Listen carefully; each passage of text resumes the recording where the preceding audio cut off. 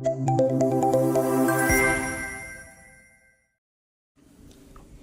isang press conference, ibinahagi ni Representative Lebanon na patuloy pa rin silang tumutugon sa impeachment complaint kay VP Sara. Sinasabing kahit nasa kalagitnaan ng campaign period, ay ginagawa pa rin nila ang kanilang mga trabaho. Alam niyo po, kahit break po ang kami, alam niyo, hindi na lang itong ganitong hearings ang nadaanan natin.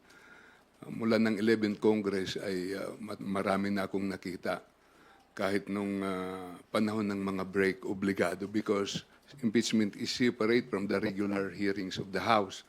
Napakaklaro ko po ng ating Constitution that the impeachment process shall start forthwith.